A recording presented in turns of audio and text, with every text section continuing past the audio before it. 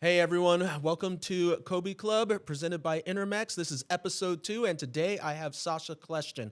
And you may know him as a former LA Galaxy player, but there's so much more to him than that. He is a former Chivas USA man, former Anderlecht man, and played at New York Red Bull as well as Orlando. So let's see what he has to say on anything and everything soccer today. Me and Cobi were just looking at this clip right now. Let's see your memory though. Okay. 2009 hat trick versus Sweden. Yeah. Your third goal. Yeah.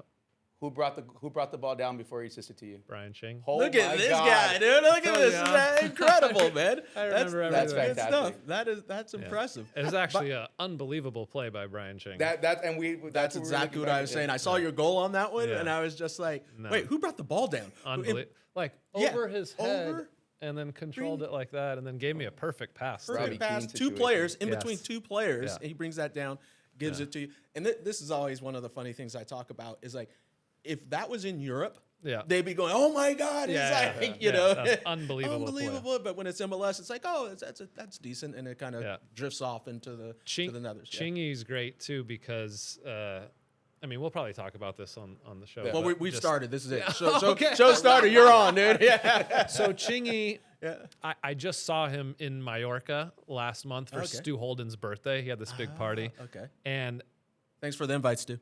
so that was 2009. In 2008, late 2008, we played against Cuba in a World Cup qualifier, and I hadn't scored a goal for the national team. I'd only probably played 8 or 9 games for the national team at that point. Right. And we had a set piece, and I go in at the back post, and I head it, and it's going in, and Chingy comes and taps it in like on the goal line and takes my goal. And so then, 2 months later, that game against Sweden, the first goal in that game is a penalty. And he hands me the ball because he's like, I took your goal 2 months ago. Oh wow. Take the penalty. So I get the penalty, then I get the free kick first, then I get the penalty, then he sets me up with the third. So Chingy, thank you very much. That was really nice. That's very nice of Ching. Yeah. Not a true striker then. No, you know, no, because they're selfish as can be, right? Like As they should taking be. it all, As they right? should be. They need goals. And so it was very cool of Chingy to let me take the penalty and then set me up for the third. That's all. Now, okay, since we're on it, we got to talk about that free kick goal that you had in that Sweden game. I mean, now, I told you in that goal that I think was the third one. Yeah. It was made Brian Ching. But this free kick goal, like this, I saw this. I was like, come on, man. You knew exactly what you're doing here? I mean, first of all, the footage incredible. is crazy. It's just so standard definition. Yes. It makes us feel old. We are old. I got to give credit to goalkeeper coach Zach Abdel, who I go and I give a hug to here because he was very good at like knuckling the ball and like Right. hitting a knuckle shot. And he kind of had worked with me a lot during that January camp on like hitting the sweet spot of the ball on free kicks.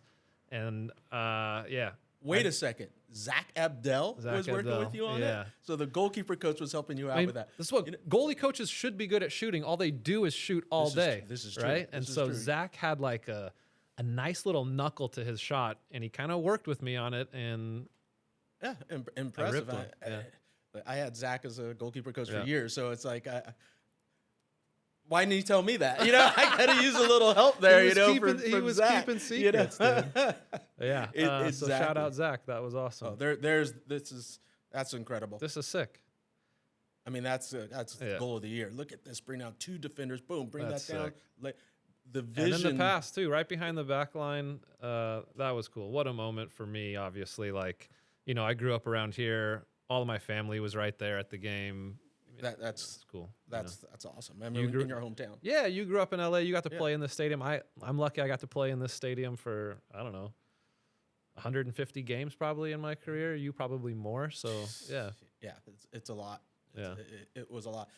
Like you said, now we're broadcasters. You know, we're doing all this. What was this whole transition like for you post career? Because I got to say, like, we did the World Cup together. You were on the Fox Digital. I was surprised. Like, no one even told me. I was like, oh, you're out there. Was that your plan the whole time? To just No. go straight into it? No, my plan was to be a coach. And I fully thought I would get straight into coaching when I was done playing. And Fox gave me an opportunity to go to the World Cup and try the TV thing. And Never pass up the World Cup, no matter what. Listen, I missed out on 2 World Cups as a player. I never went to a World Cup, so this felt like a big opportunity for me.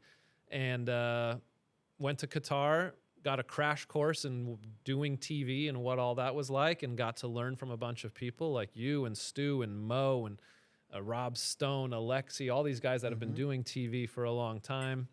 Landon and Clint were there, a bunch of old national team guys that I knew, so they made it very comfortable for me. My God, you say old national team guys? They were the young kids when I was playing. Where does that put me? I mean, I just turned 40 like 3 days ago. We're all old, man. I feel you. But I got a great crash course in TV, and while I was there, I was still planning on playing the next season in 23.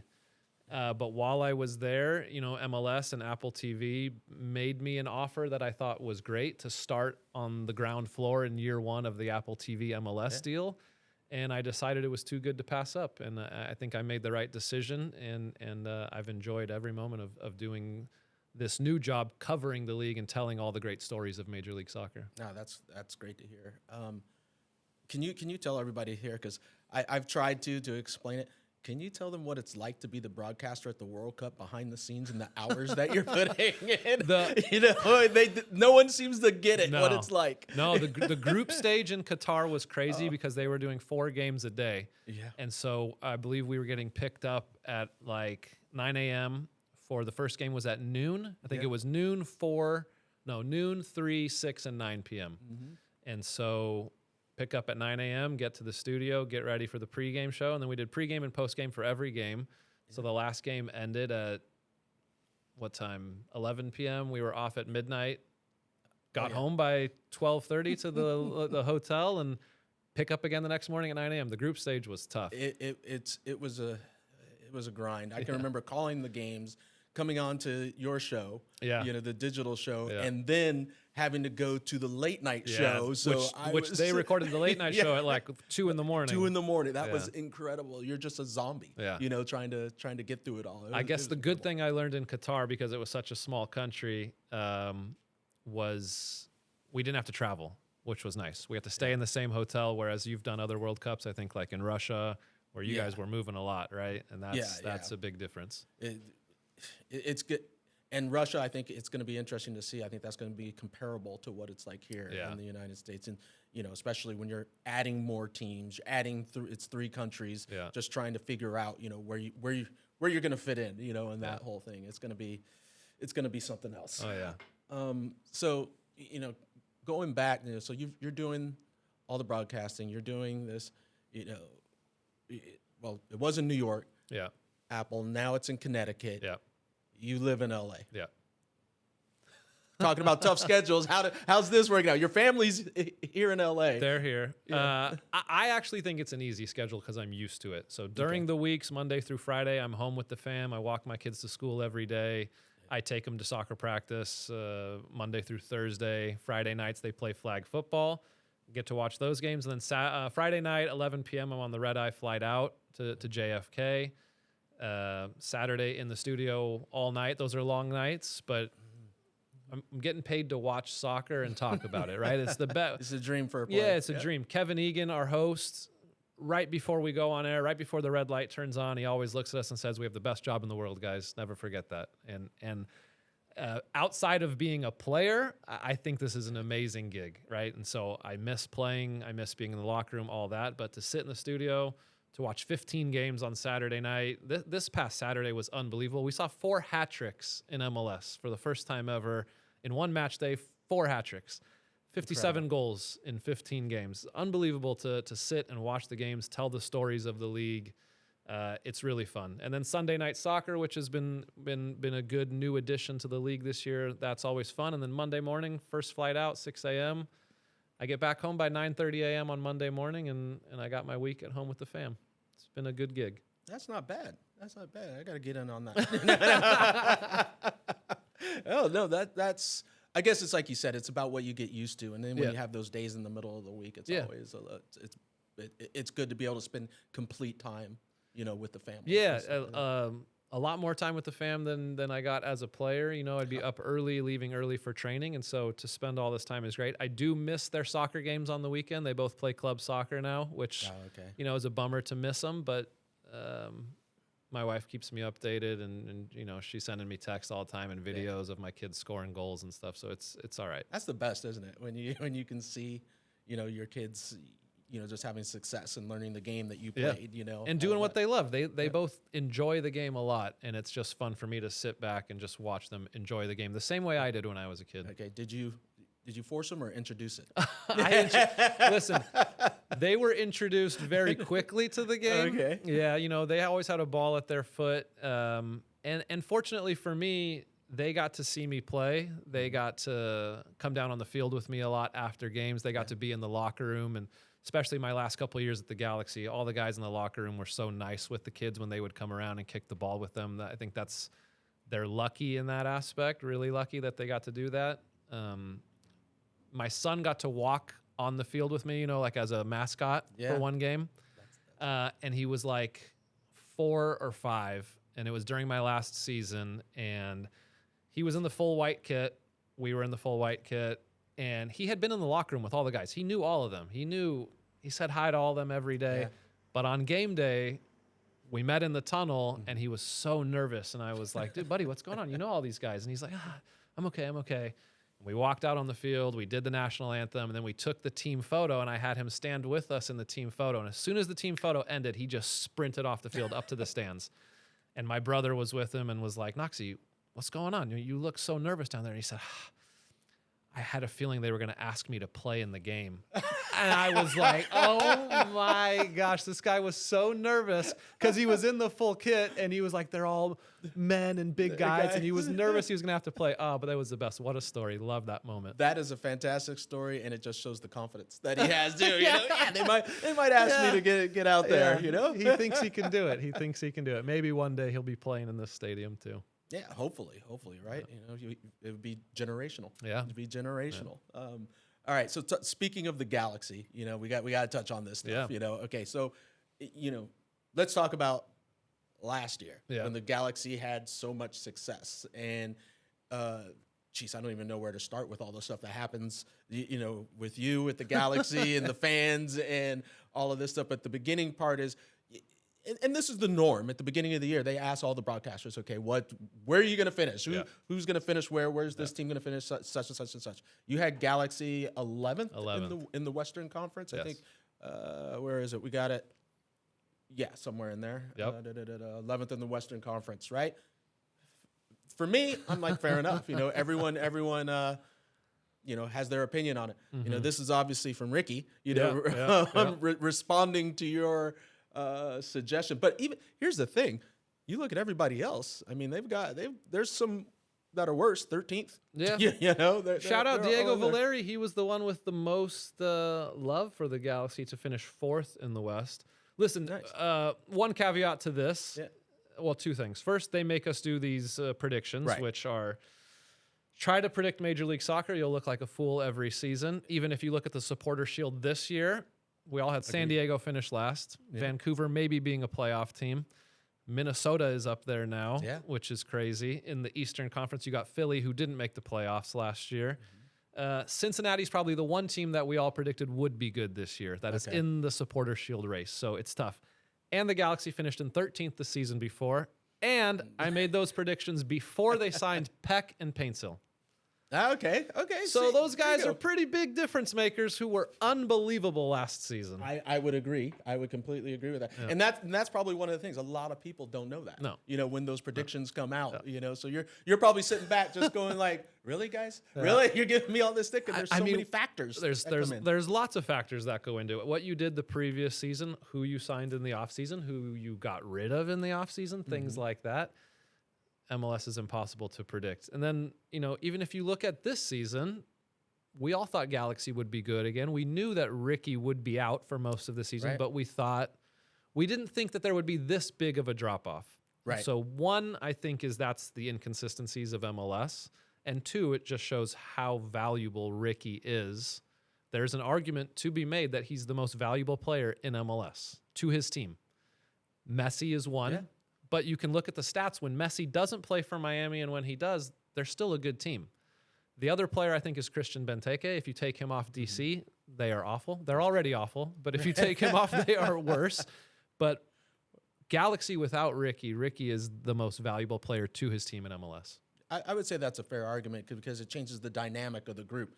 Because Riqui, he affects every single player, you know, on there. Some 99% good, maybe the 1% bad. You know, the defensive aspects aren't the best, but his ability when he has the ball at his feet, it draws what, 2, 3, 4 players at times, you know, and that opens up everybody else. So I completely agree with you there. So when all of this goes down last year, you have a little bit of a spat with Riqui and all this stuff, and you're laughing at it, you know. I think it's great entertainment, and we were eating it up in the studio. We were like, keep it coming, Riqui. This is amazing.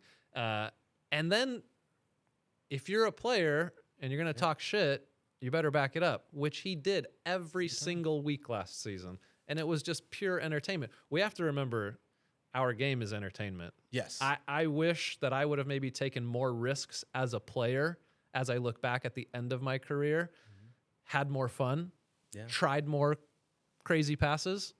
This guy is pure entertainment. Riqui, when he has the ball at his foot, sometimes he loses some bad balls because he tries something crazy.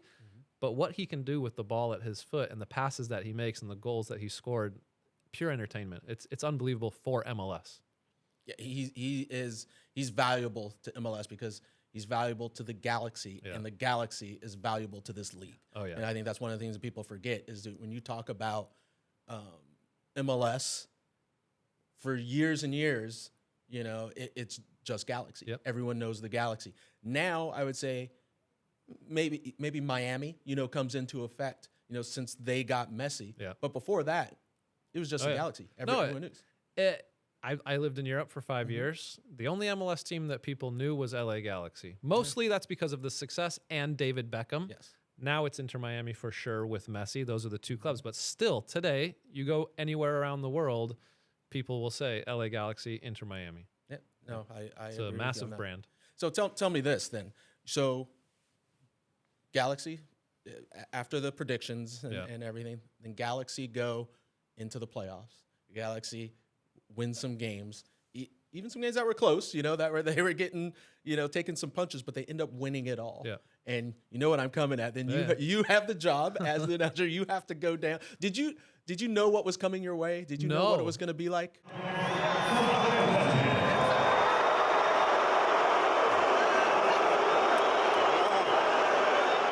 No, I didn't. But you know, obviously, you're talking about the fans booing me at the Western you had to Conference present. final. Yeah, you had to present. Yeah. And it doesn't bother me. It doesn't bother me that the fans are booing me. I made my prediction, and the Galaxy proved me wrong. They should just be ecstatic that the Galaxy are doing great, which I'm glad they did. My brother works for this club. He's worked here for 13 years. I'm proud of the success for guys like him and other friends that I have in the locker room. This is what you want, right? This is what we talked about that people loving the club so much that they're willing to come out and fight for it in every aspect. It's funny, though, it does become a bit of a mob mentality. So when I walk through the stadium on a day like that, or when I come to the game with my kids, most fans say, "Oh, can I have a picture?" And, "Oh, hey, well, thanks for, you know, your time when you played for us," and whatever. But when one person starts to boo and then 10 people start to boo and then everybody wants to boo, and then it's also the online stuff. People are keyboard warriors. They want to talk shit on the internet. That's totally fine. If I'm doing my job, I'm eliciting some emotion out of some people, then it's all good. But the one thing that bothered me a little bit was after MLS Cup, Galaxy wins. We're on the corner at our desk doing our post-game show, and there's like 5 drunk fans hanging over the edge talking shit. And I was like, you guys just won MLS Cup, and you are more enamored with the guy in the suit than celebrating the championship. You know what I'm saying? But they're probably just drunk. It's all good. Yeah, 2 things. I think you said it right when you said there are a few drunk guys. Well, there it is. Answer right there. You know it's gonna be. Don't listen to anything that they're talking about. The other part is usually when you're walking through. You know, most people are hey, can I get a picture? Can I do this and that? Like you said, it's online. You Yeah. know, it's like most people will not say 90% of the stuff that they put online to your face, you know, because they're a lot of times they're fans, you know, they just want to come up and have a picture. So that's always interesting to me, you know, just that dynamic of how you got to balance it out, but never ever should it be in front of family. You know, that's a big thing for me. That's what my wife had a tough time with that at the Western Conference final. Yeah. Because she was like, you gave your heart and soul for this team when you played, and now they want to boo you. And I said, don't worry. It's okay. The opinions of people that I care about, my family, you know, my parents, my friends, people I work with, it's okay. Yeah. Fans have emotions, and that's part of the game. I played in New York. Oh, yeah. I led the league in assists in back-to-back seasons. The only player in MLS history to ever do that. We led our team to a supporter shield. We were a good team. We played at home for 3 straight years. The New York Red Bulls. We probably lost 4 games at home in 3 years. Jeez. I went back there to do a game. They booed me too. And I was like, you know what? It's all, you know, that's New York though too. Yeah. New York fans are fickle. And so it is what it is. It's all good. I had a good career. I enjoyed every moment of my career. Whether you love me or you hate me, I had a good career. I know that. Oh, you definitely did. But now I'm going to get you in trouble. Okay. New York fans or LA fans? Which ones are better? Come on now. You put it out there. Come on. Which ones are better? LA fans are better. Okay. New York fans are harder. They're tougher on you. I think they expect success more. LA fans, I think, are more like hardworking. I think you look at LA, people from outside LA look at LA and think Hollywood, glitz and glam. Mm-hmm. LA is a town of immigrants. It's a town of hardworking, blue-collar people that enjoy their sports. Now, we've been a little spoiled out here because we've had a lot of success. We've had some great teams. Galaxy, Lakers, Rams recently, LAFC recently. If you've been a fan of LA sports lately in the last 20, 30 years, you've won a lot of championships. Win, win, win, no matter what, right? That's yes. it. Yes. No, that's good to hear. No. Okay, so a little bit. I'm gonna go a little bit back. You know, just like into your career, and you mentioned it a little bit. Your time with the national team, and even some time I want to touch on your experience. You know, with the national team and with Bob Bradley. You know, with that whole time that you talked about, you didn't make 2 World Cup teams. Yeah. What? If you can touch on it, what's that like? That time, I think it was it right before 2010? 2010 World That Cup, one yeah. where and Jesse Marsh was the assistant. Yep. And he was your friend. He's your friend. I shouldn't say was your friend. He's your friend. Yeah. But at the time, he's the one. I've experienced that dynamic a little bit where you're at a different level and you have to deal with people that you played with. Yeah. And now they're players. What was that like? As you're going through, and I think you even said it, you realized that you were kind of on the bubble trying to make that team. Yeah. How was that whole experience? Yeah, 2010, missing out on the World Cup, I think that was the hardest part of my career, the toughest moment in my career for sure. And Jesse helped me a lot actually we had like a 2-week camp leading up to when Bob was going to make the decision as to who he brought to South Africa. So we were at Princeton in New Jersey. Crazy fitness with Pierre every day at the end of training, 100-degree days, and it was great. But Jesse told me ahead of that camp, he said, listen, you're on the bubble. Come into training every day, give the best that you can. In the end, the decision will be out of your hands. Bob's going to make the decision. So at the end of that camp, whether you go to the World Cup or not, know in yourself that you gave everything, that you gave your best, you were a good teammate, you worked hard, you trained hard, all that stuff. So that was really good advice, obviously. Simple advice, but going in. And straightforward. Advice. Yeah. That's so I knew where I stood. Yeah. And then we played a game against Czech Republic. And then after the game, you go back to the hotel. You can't really sleep. You get a late meal. At I think 1 a.m, I got a call to my room and just said, oh, can you come down to the meeting room? Coaches want to talk to you. And so, you're thinking, this is either good or bad. I'm either told I'm going to the World Cup or I'm not. And so I got down there and all the coaches are just kind of sitting in a half circle.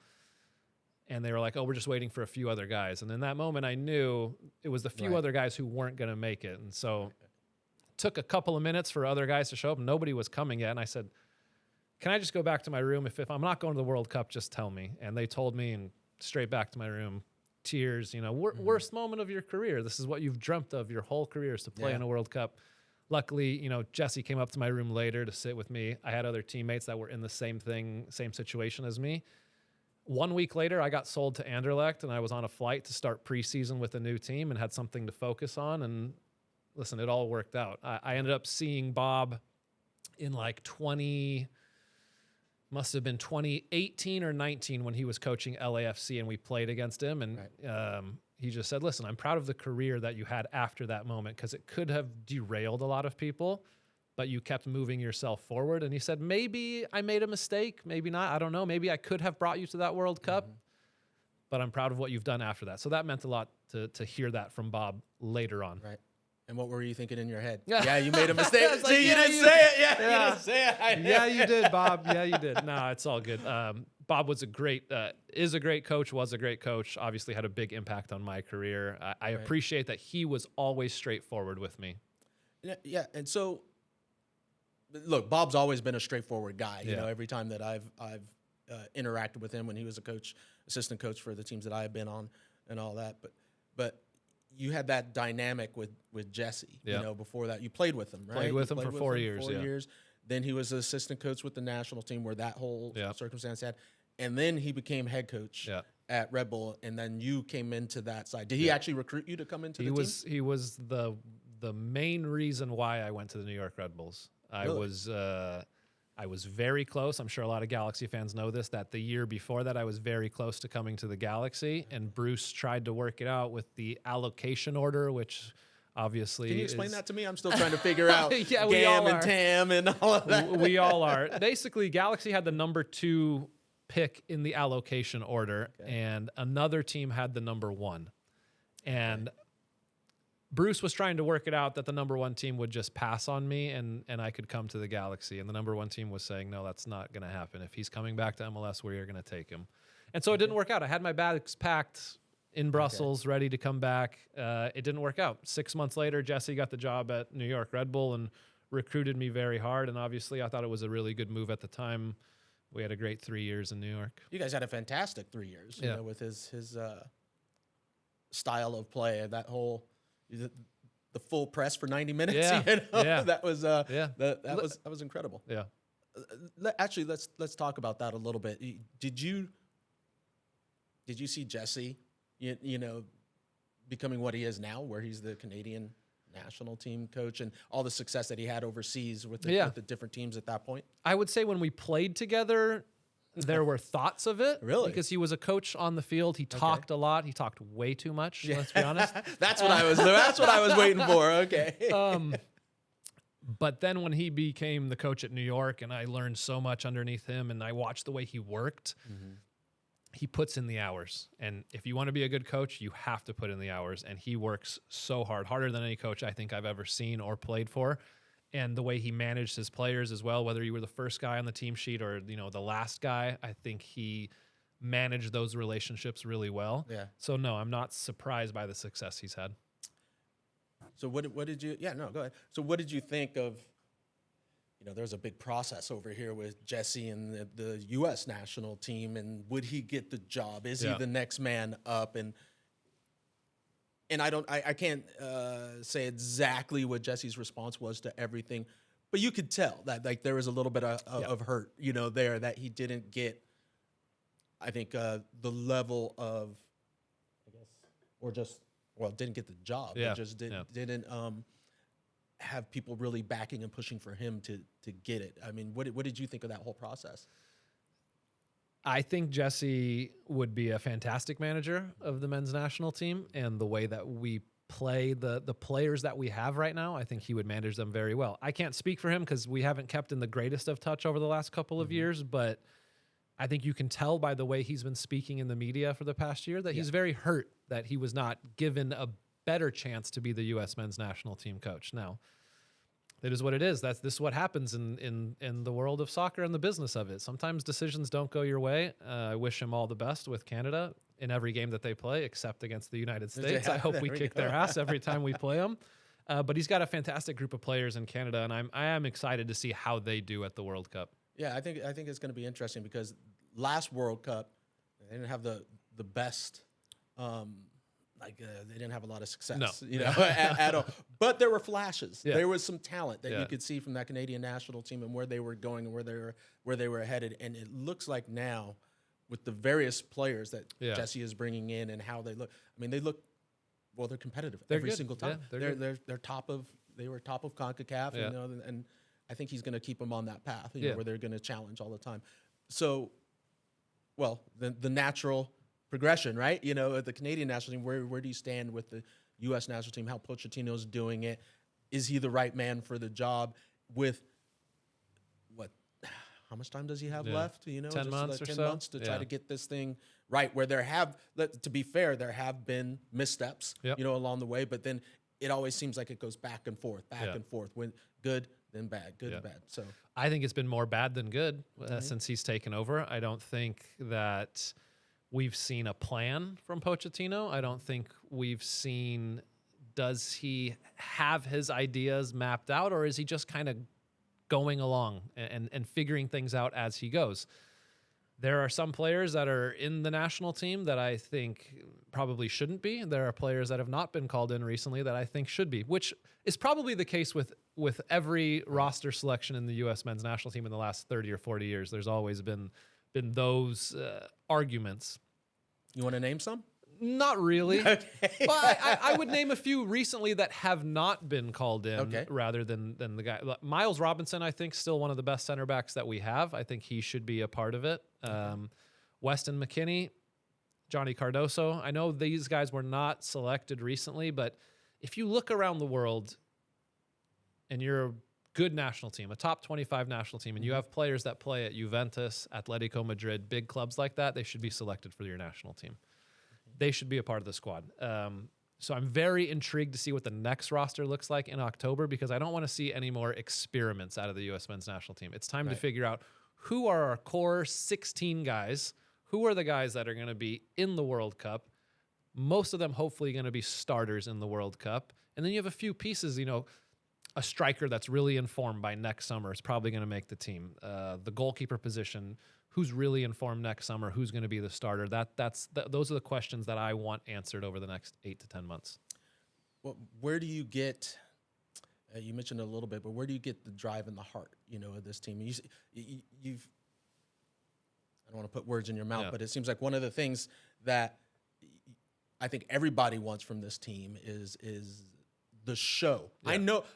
I know they have heart and desire, when they're out there, but it seems like that's the question, is everyone feels like they don't, because it doesn't look like they show it. Yeah. I'm always an advocate of, like, maybe this national team's different than previous and just in how they play, so maybe their heart and desire is shown in a different way, and we got to get used to it. Sure. I think there are plenty of differences now between this national team and the national team I was part of, and then the national team that you were part of in many ways. Listen, money is one of them. Money is the bonuses you make from playing for the national team back in our day were not life-changing, but they supplemented your salary a lot. Yes. And it made a difference in our lives. Nowadays, these guys make $3, $4, $5 million playing in Europe. They don't need that 20 grand check you get from winning a game with the national team. So there's a little bit of a difference there. I don't think that You got 20 grand? Man, I was at the wrong time. every generation is going to say that, man. I was at the wrong time. You were at the wrong time. That's one thing. The other is, they're playing at massive clubs now. So, teams that dominate the ball, teams that play in a certain style, whereas our national teams, we had to fight and scrap a little more, play against the ball a little bit more, maybe play a little bit on the counterattack, especially when we played outside of CONCACAF. CONCACAF games we could dominate. So I'm intrigued to watch how this team plays. In a group stage, you're probably going to have at the World Cup one team that you're definitely better than, and you're going to have more of the ball. One team that you're probably equal to, and one team that's probably going to be better than you. And so you can't play the game the exact same way all 3 games of a group stage, in my opinion. Sometimes the other team's going to have more possession, but are our players used to that? Do they understand what type of game they're going to be in? So is it fair to say, and maybe a detriment, that we don't have the qualifying process? Maybe. Because, you look at it, and you said you're going to play against teams that's less, equal. the argument, for the naysayers out there is we played against Panama that we usually beat. Yeah.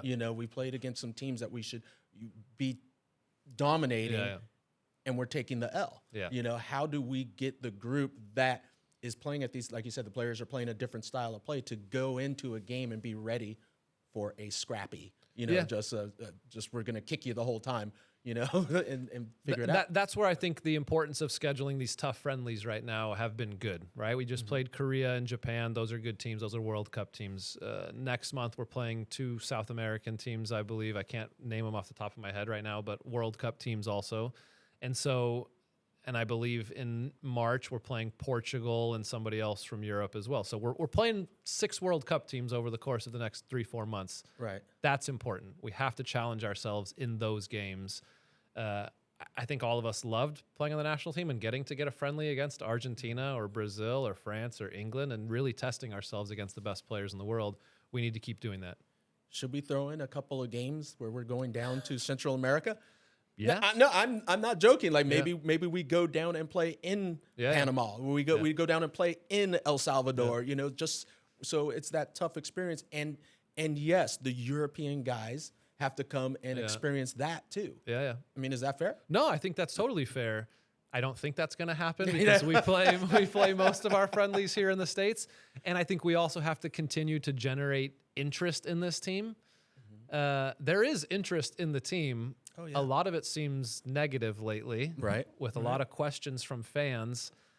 But there are still plenty of players on that team that I really believe in and that I really believe will capture the hearts of Americans next summer. Christian Pulisic is number 1. I don't question him at all. I don't worry or am bothered by the fact that he missed the Gold Cup last summer. Not at all, because every time he steps on the field for the U.S. men's national team, he brings it. And so I think he is the one. He is the guy. He's our Landon, our Clint, our Cobi. He's the guy that when putting 11 guys on the field, he's the first one. Right. He's a starter. When the game gets tough, give him the ball. And I trust in Pulisic very much. Yeah. I don't think anyone that does question that, I don't think they watch like the qualifiers and for the, 18. Yeah. He was a rookie on the national team, and he's the one going out balling and scoring up, so I don't have any questions, about that at all. My big thing is maybe it's the dynamic of the players and Pochettino figuring out how the American player, and I know we talk about this all the time, but it is so true because I don't think other countries have this issue where even to this day, we still talk about, the players that play in Europe and the players that are, at home in MLS, and how are they getting along? That always seems to be such an issue, and Pochettino's got to figure out, and maybe this goes to what you were saying, is does he have a plan yet? Do you think he understood what he was getting into, where there is such a schism kind of like within just U.S. soccer in general? Probably. I don't think he probably fully understood, because it's very, very unique here. I mean, just imagine the size of our country, the size of our professional league in MLS, 30 teams, plus the amount of players that just play in different leagues in Europe. It's so spread out. When you look at other top 25 national teams in the world and some of the best, most of the players are playing in the top 5 leagues in Europe, right? And so with ours, we are just different. We are unique. We've got a bunch of players that play in the English Championship. We've got guys that play in Belgium and France and Netherlands. We are more spread out. And so it's a big job to watch all those guys. Like I remember back in the day when Bob had his office here in this stadium, and I would walk by his office to Chivas Locker, and he'd be on his laptop watching some illegal stream of somebody playing in Hungary or something. Any young American that was playing in Europe, like there are so many, you have to watch so many games to get a full grasp of the national team pool, and then just what America is like. We expect to be the best in everything. This is true. And so, and in soccer, we are not the best. We are not yet. We will be one day, but we are not there yet. And so you have to accept that in a way, and also figure out a way that makes your team play the best version of themselves. In the last game, we played with 3 in the back. I love that. I think that's great for this group of players. Now, is he going to stick with that for the next 9 months and just build that and build every player into that system? I hope so. Remains to be seen. Do you think we win it in our lifetimes, World Cup? In our lifetime, yeah. I do okay. think we do. I do think. I mean, hopefully we live a long time. Yeah. Hopefully we get to see another World Cup in the States, in another 30 years or something like that, and that would be amazing. I'm just so excited. You got to play in a World Cup in the United States. I was 9 years old watching you. My son will be 9 years old next summer watching the U.S. We've got 2 games in L.A. Hopefully I get to take him to the games, and then he's inspired just like I was. But I think we're going to win one in our lifetime. That's impressive, man. You were 9 watching me play. Just like, you're aging me, bro. You're We definitely both aging me, are, but man. Yeah, no, it happens. Well, okay. With all of this stuff, happening, who outside of, obviously Pulisic that you said, Yeah. who else are you looking forward to to see play on the U.S. team, and even maybe somebody beyond that within this next World Cup? Okay, so I would just say people that I think are going to be locked on starters as long as they're healthy are Chris Richards, Anthony Robinson, Tyler Adams. That's maybe Serginho Dest. He's a pure entertainer. I think he's got something different. After that, I think the spots are open, and I'm excited to see who's going to step up. I think we have some really talented players. I think Malik Tillman showed himself really well in the past. Gio Reyna becomes the most intriguing player of all time, most polarizing American player in a long time, whether he can become a regular starter at Gladbach now. And then I'm excited to see which MLS guys step up. Diego Luna has shown himself really well. He's exciting. He's fun to cheer for.